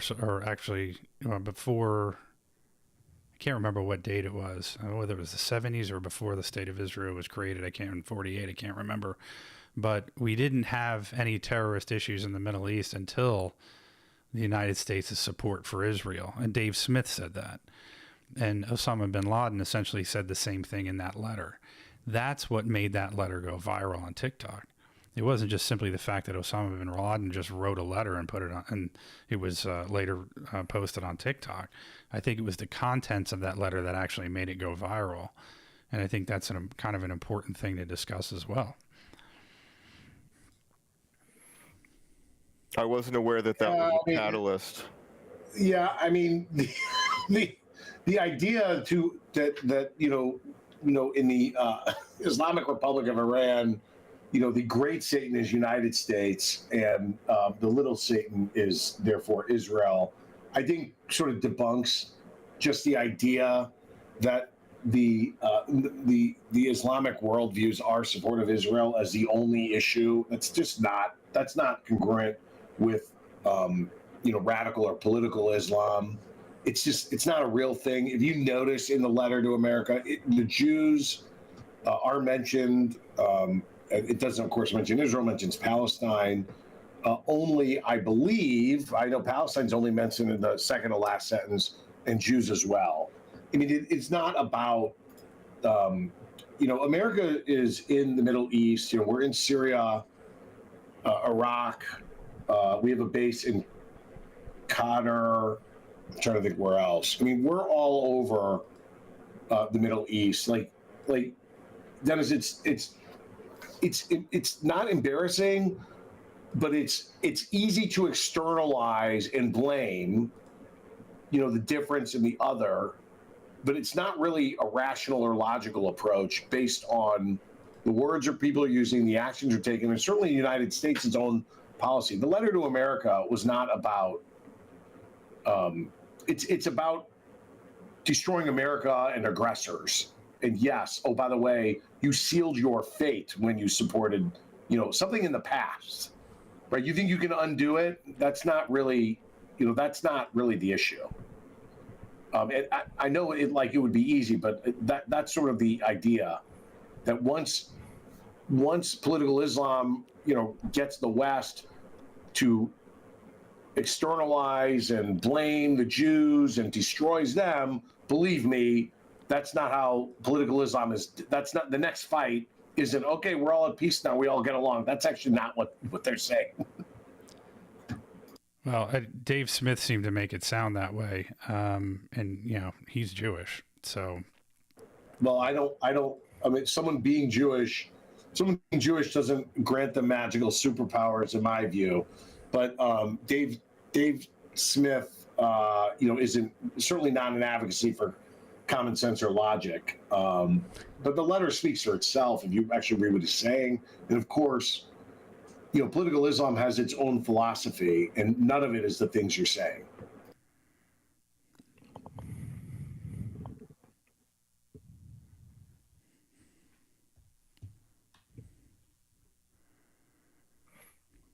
I've got a question, a Nick Fuentes related question for Dennis, if I may. All right, good. Let's wrap it up after this so we can let people go. I appreciate all your time. Nick Fuentes, he has spoken about this conflation that he does, and I don't think it's accurate. And since now he's basically focused on Jews and that's he started out as MAGA and now he's all about Jews. Okay, so he conflates the issue of Israel and its influence on the U.S. and whatnot versus you mentioned Marxism or socialism in the U.S. and you talked about Jews in finance and whatnot. These seem like two separate issues, I guess. Domestic Jews in the U.S. domestically and Israel. And he has said that Jews have approached him over the years, politically minded Jews who are politically active, probably people in AIPAC, have approached him and said, hey, you got it wrong. You're conflating these two things and they're separate. And there are conservative Jews in the U.S. who favor Israel, but they're good people. And he says, no, I'm not. I ignore them. And I hate when people say that to me. What do you think about this conflation, whether it's on Nick Fuentes' part or just conceptually? What I try to understand your question. I think what you're trying to say is that Jews in Israel and those who live in America, they're two separate issues. Is that what you mean? Partly, yes. I think. I can give you a time stamp on his thing where he addresses this issue. Like, I don't need Jews to tell me. There's just two Jews debating about whether Candace Owens is anti-Semitic. Last time we need to debate. This is the last time we need a debate where both sides are Jews. Yeah, we don't need the permissions for Jews to make. Yeah, we don't. That's a 3 minutes and 40 seconds. Yeah. So I think where Nick is coming from to kind of give an example is, let's go back to the protests. I don't know if you guys remember this, but when some of the there was the fraternity brothers at UNC Chapel Hill that were holding up an American flag. And it went viral and it was all over Fox News and all this other stuff. And then the students of that particular fraternity were interviewed. And I think there were at least two of them that I saw.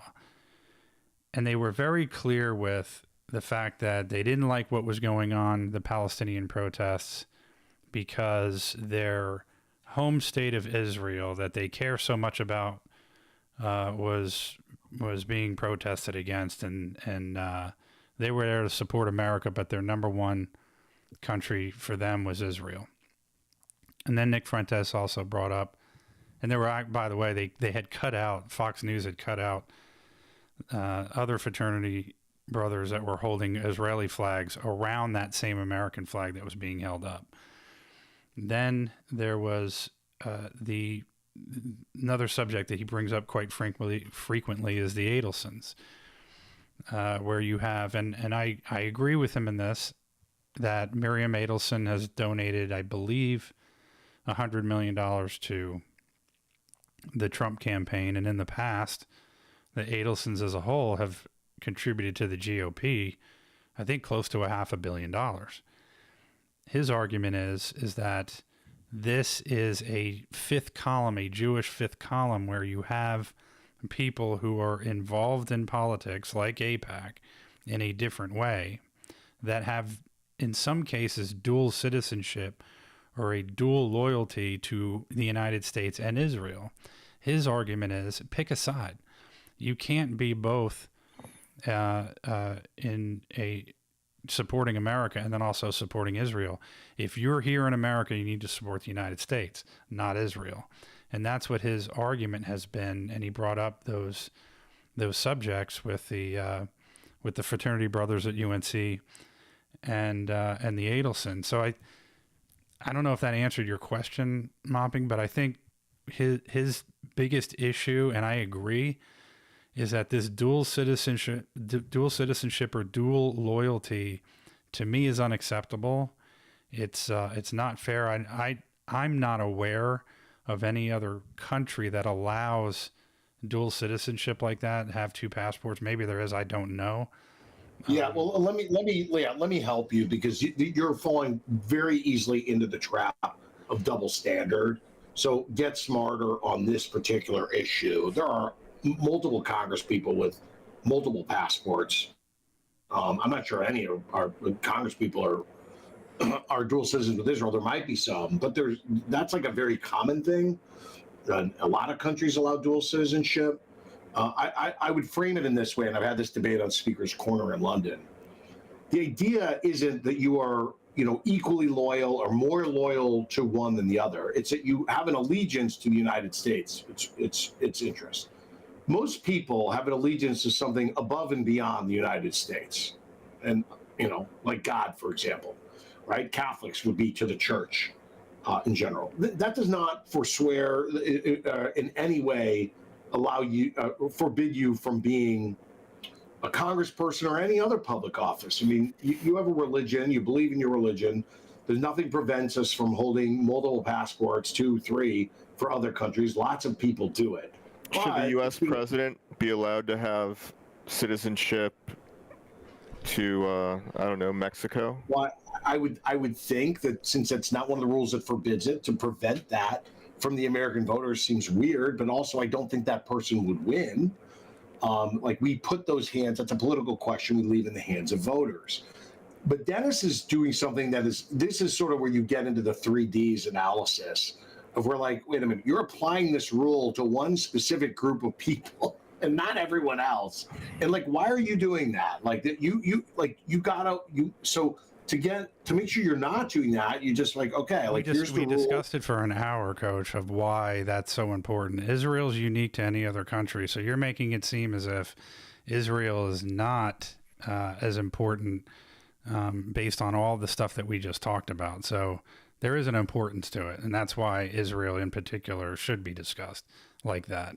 Well, you said dual citizenship, and I'm suggesting. Well, you're just focusing on that. That was just one thing that I said I wasn't sure about. Let's focus on the first part of it, with the UNC Chapel Hill fraternity brothers, and let's talk about the Adelsons and how much money they're giving to. And I'm even talking about Trump. As a whole. I mean, let's talk about. So I'll give you. Yeah. So I'll give you. So I haven't seen the speech, and I doubt that people said what you said they said, but it doesn't mean they didn't. I just haven't seen it, so I won't comment on it, because I like you saying that Nick said that they said. I haven't seen the thing where they said that they are more loyal to this other state than the United States. I just haven't seen that.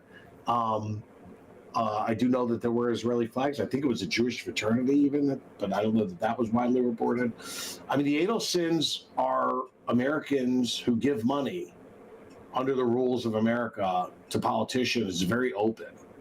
I mean, there's a very funny story about, I think it was with W, where Sheldon Adelson came in and, demanded the U.S. have some policy towards Israel, and it was very right wing. And Bush looked at him and he's like, Israel isn't even proposing that. I can't be more Catholic than the Pope. it's just sort of this funny thing. Like the Adelsons are like super right wing, whatever. They give money, they want influence, and like it's very open that that's what they do. Like, okay, that's how the American system works. I guess I'm missing the point on that. Well, first of all, it shouldn't work that way, regardless. And somebody shouldn't. It doesn't matter really what the religion is. I'm trying to make an argument based on what Mopping is asking about Nick Fuentes, and assuming that's what Nick means by that, because again, he's the one who has brought it up in previous videos. I would say that I agree from a standpoint of there should be no family or PAC, for that matter, that has that much money that can be that influential when it comes to giving money to a politician running for president or any office for that matter. But if you look at AIPAC, for example, and I mentioned this in that one space, it's a combination of a number of things. So the Adelsons is just one part of that column. The other is AIPAC going on bragging about how much money they're giving to this last election to all these politicians, and they support Israel. So because they support Israel, we've given them all this money, and that's why they won. I mean, literally bragging about it. I don't think that any organization that represents another country should be able to do that at all. So whether it be Israel, whether it be China, whether it be anybody else, that should not happen. I mean, literally every country. Okay, so again, these are American citizens who believe it is in America's interest to have Israel-friendly policies. Now, you can disagree, okay, but it's very openly that's what it is. Like, that is the right of American citizens. I mean, there are British advocacy groups, or all kinds of country advocacy groups that Americans promote for good relations with other countries. Break out whether it should be legal or whether it. The AIPAC brags like, I mean, just go on their Twitter account. I don't see any. I mean, if you can point out any other country that openly brags like they do, and it's not a country. You look at Corey Bush and Jamal. It's a group of Americans. It's a group of Americans. I know, but come on, you know who's backing it and what it's all about. Okay, it's a group of Americans, but we all know what it is. I mean, there are a group of Americans who are incredibly pro-Israel. And a lot of Christians. To do with it. I mean, come on. There is a historical precedent for Americans showing allegiances towards their foreign sort of home countries of ancestry, and maybe AIPAC is the strongest force in politics for the last 50 plus years, but there is precedent for that. And during World War II, there was a lot of that. A lot of that going on. I think after the Italian immigration, I think, and the Irish immigration, I think there were organizations. I just don't think that they've had the same level of influence. Now, whether it's a good thing or a bad thing is a separate. To have the question of whether ethnic allegiance to the home country, and Israel isn't really the home country, but allegiance that's a deep philosophical question that's been explored in a lot of popular culture, like The Godfather sort of touches on that. But it's not an unimportant question, but a complicated one. I think Dennis makes a point, though. They're bragging about it, which it's not a good look. It's not a good look, I think, to him. Like, it rubs him the wrong way. And that I think he's not alone. Maybe that it rubs the wrong way. Obviously, I think it has the impact of who Dennis will call the handlers. They can maybe have more influence if there's more bragging going on, because people will fear it more. But following the rules, and then the Adelsons following the Citizens United ruling from the Supreme Court, amongst other very wealthy people who do the same thing on both sides of the aisle. Like, I don't know. I mean, it just seems it seems like we're in a moment now where people are able to express it more and more openly. That's what we're here like to talk about, not to label people because it doesn't make sense. So I appreciate Dennis taking some time. I'm going to close the space in a minute. I don't know, Dennis, if you want to say some closing words and maybe mopping. Yeah, no, thanks for putting this on. Look forward to doing it again, and great discussion. I think we wanted to go an hour, and we went over 2, right? Yeah, just 2. That's right. Yeah, so Took us a while to get started. Yep. Appreciate it. Yeah. Mopping, anything to close with? No, thank you both for hosting. Very good. We'll have you back. All right. Thanks everyone for showing up. We're wrapping, and we'll touch base when I'll announce a new show next time I have a topic. Thanks, Dennis. Thanks, Mopping. Thanks to the listeners.